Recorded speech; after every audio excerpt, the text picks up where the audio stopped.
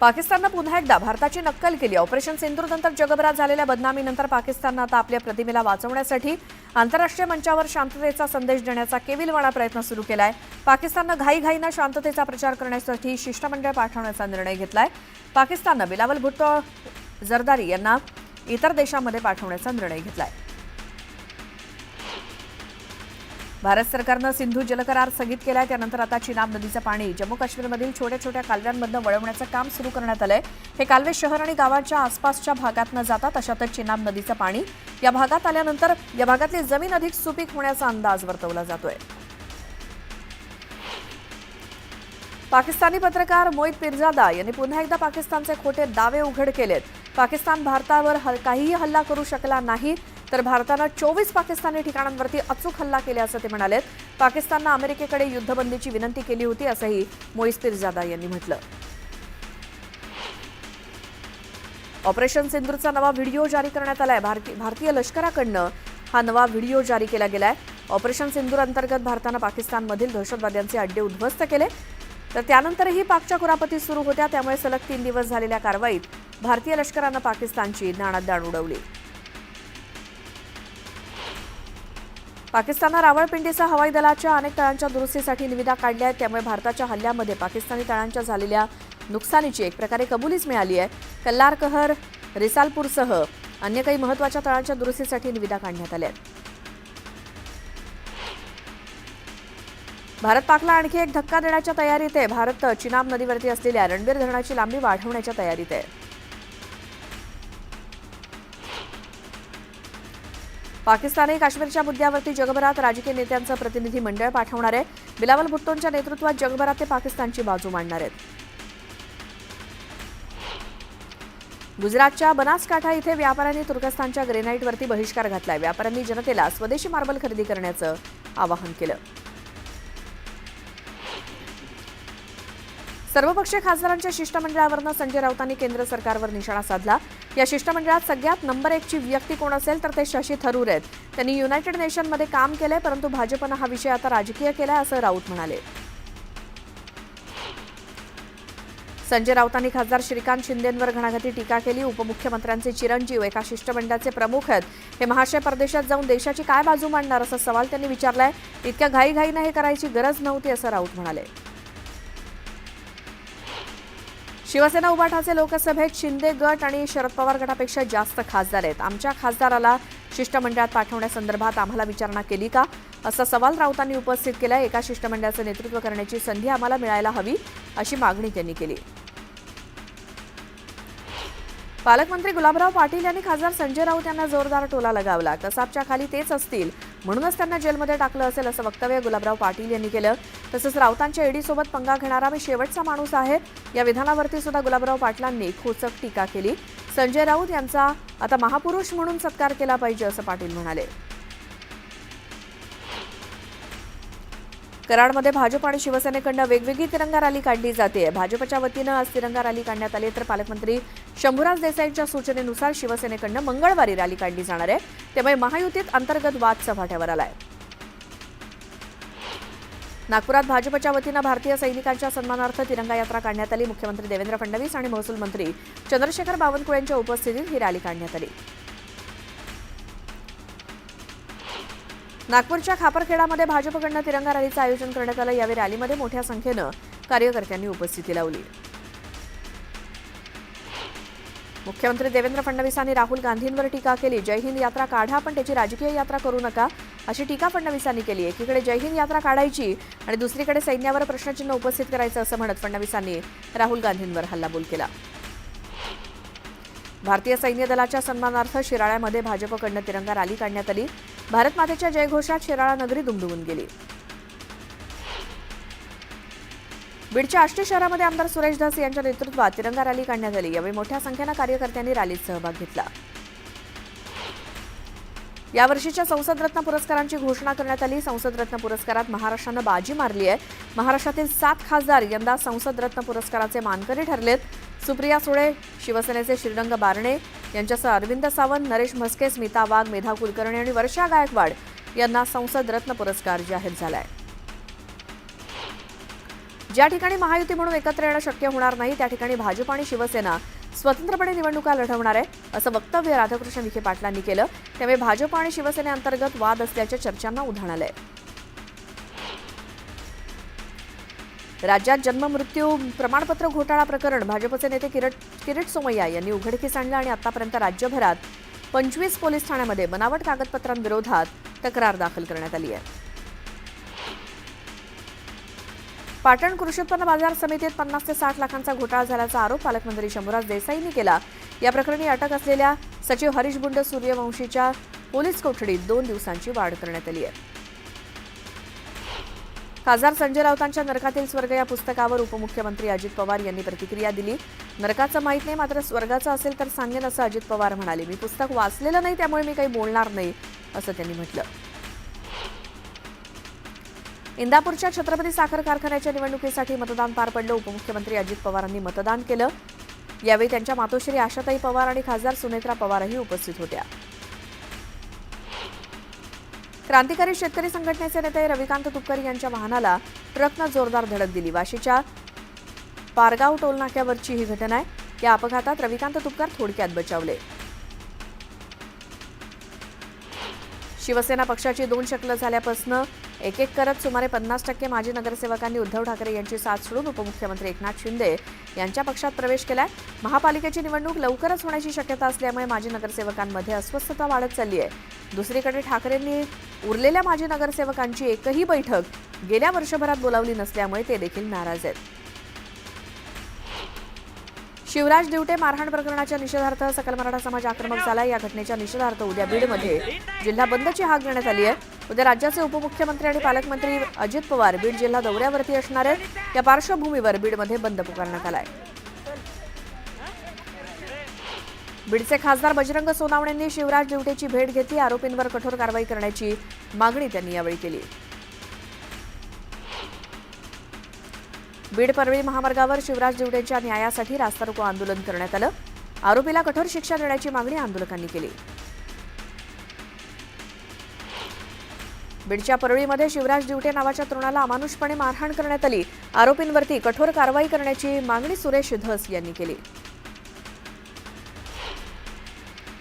OTS अंतर्गत शेतकऱ्यांनी कर्जफेड करूनही ज्या बँकांनी त्यांना पीक कर्ज दिलं नाही त्या बँकांविरोधात कायदेशीर कारवाई केली जाणार आहे. महसूल मंत्री चंद्रशेखर बावनकुळे यांनी नागपूरच्या नियोजन भवनमध्ये झालेल्या बैठकीत कारवाईचे निर्देश दिले. रिझर्व्ह बँक ऑफ इंडिया लवकरच 20 रुपयांची नवी नोट जारी करणार आहे. दरम्यान जुन्या नोटा बंद केल्या जाणार नाहीत अशी माहिती रिझर्व्ह बँकेनं दिली.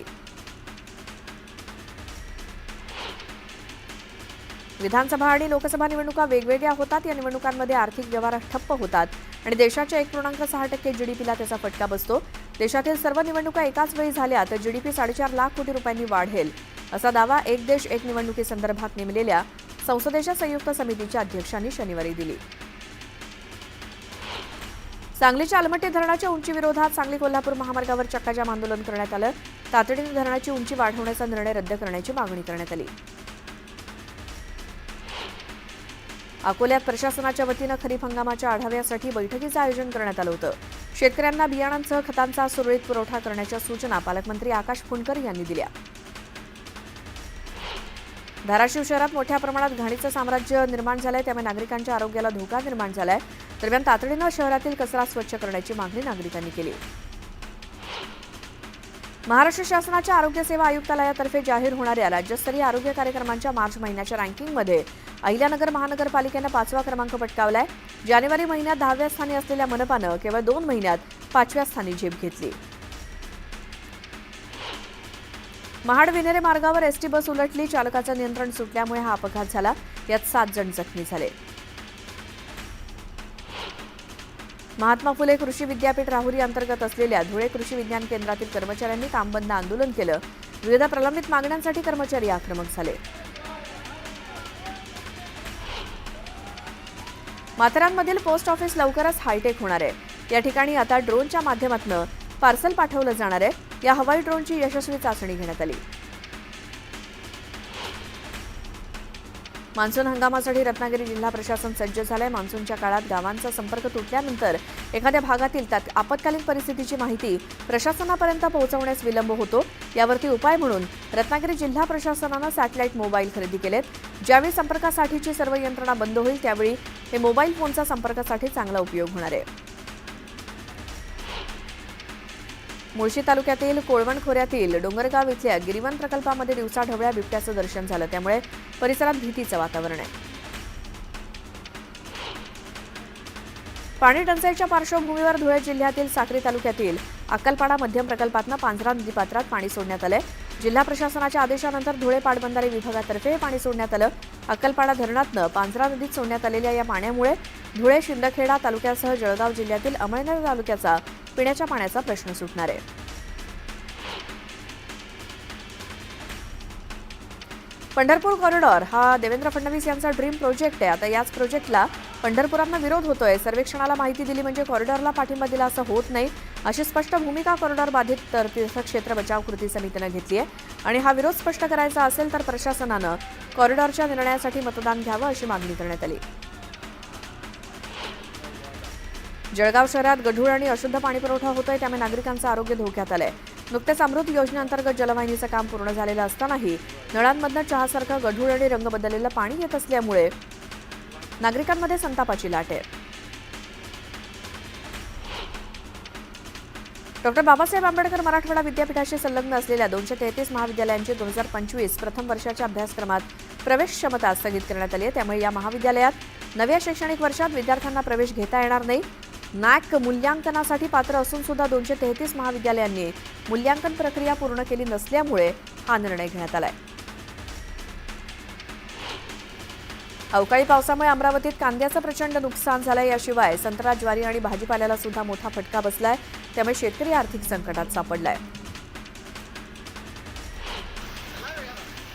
पैठणमध्ये अवकाळी पावसानं हजेरी लावली। या पावसामुळे उकाड्यानं हैराण झालेल्यांना एकीकडे दिलासा मिळालाय तर दुसरीकडे पाचोड इथल्या आठवडी बाजारातील भाजीपाला विक्रेत्यांची अचानक आलेल्या पावसामुळे तारांबळ उडाली।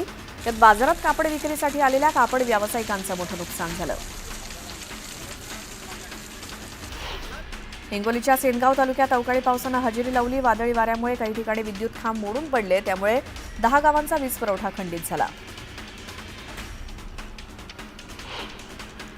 हवामान विभागाकडून राज्यामध्ये येलो अलर्ट जारी करण्यात आलाय। पश्चिम महाराष्ट्रातील पुणे जिल्ह्यात वादळी पाऊस, गारपीट होण्याची तसंच सातारा, सांगली, सोलापूर जिल्ह्यात वादळी वाऱ्यासह जोरदार वाऱ्यांची शक्यता असल्यामुळे ऑरेंज अलर्ट देण्यात आलाय।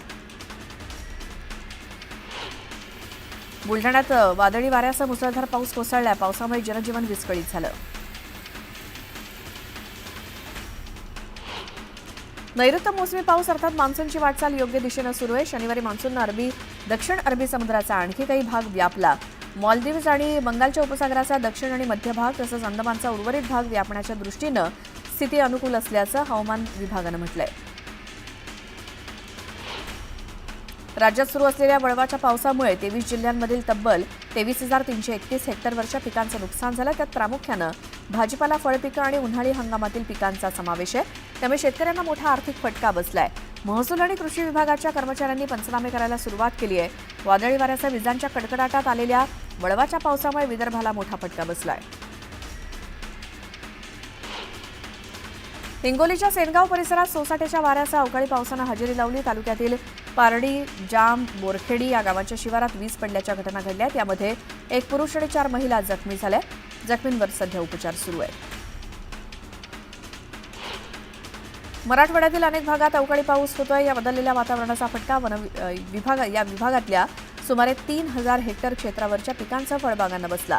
यात सर्वाधिक म्हणजेच 2,000 हेक्टर बाधित क्षेत्र जालना जिल्ह्यात असून तातडीनं पंचनामे करण्याचे आदेश दिलेत। गेले काही दिवसांपासून मालेगाव, मनमाडसह नाशिक जिल्ह्यात पावसानं जोरदार हजेरी लावली, त्यामुळे शेतकऱ्यांनी खरीपाच्या पेरणीसाठी लगबग सुरू केली आहे। यंदा नाशिक जिल्ह्यात 6,44,000 हेक्टरवर खरीपाची लागवड केली जाणार असल्याची माहिती कृषी विभागानं दिली। रत्नागिरीच्या लोटे एमआयडीसीतील लासा कंपनीत भीषण आग लागली। या आगीमुळे कंपनीच्या आवारात आगीचे लोट पसरले असं दिसतंय। मालेगावच्या पवारवाडी भागात तरुणाचा मृतदेह आढळल्यानं खळबळ माजली. मोहम्मद तारिक असं या तरुणाचं नाव असून तो मित्रांसोबत पार्टीसाठी गेला होता. दरम्यान घरी परत न आल्यामुळे पालकांनी त्याचा शोध घेतला आणि दरेगाव हिलटेकडी रस्त्यालगत निर्जन स्थळी त्याचा रक्ताच्या थारोळ्यात मृतदेह आढळला. भांडूपच्या शिवाजी तलावात अज्ञात इसमाचा मृतदेह आढळला. या घटनेमुळे परिसरात खळबळ माजली आहे. नाशिकमध्ये गुन्ह्यातील आरोपींसोबत पोलिसांनी पार्टी केल्याचं उघडकीस आलं. यावेळी पोलीस आयुक्तांच्या विशेष पथकानं छापा टाकत पोलिसांवर कारवाई केली. जळगावच्या भातखेडे गावात लग्नाच्या तिसऱ्याच दिवशी वधूचा मृत्यू झाला. निमोनिया आणि कावीळ असल्यामुळे मृत्यू झाल्याची माहिती समोर आली. अकोला शहरात ड्रग्ज बाळगणाऱ्यांवरती पोलिसांनी कारवाई केली. यावेळी पोलिसांनी तिघांना ताब्यात घेत मुद्देमाल जप्त केला.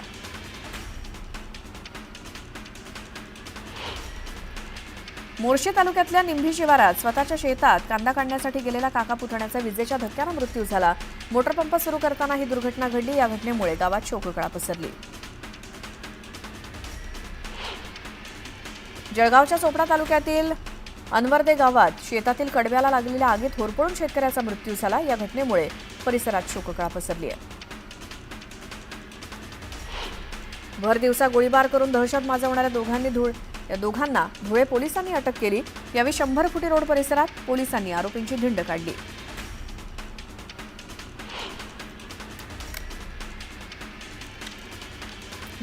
गुंड गजा मारणे याला येरवडा कारागृहातून सांगली कारागृहामध्ये नेत असताना पोलीस व्हॅनच्या मागावर असलेल्या मारणेच्या साथीदारांच्या 4 महागड्या कार्स पोलिसांनी जप्त केल्या.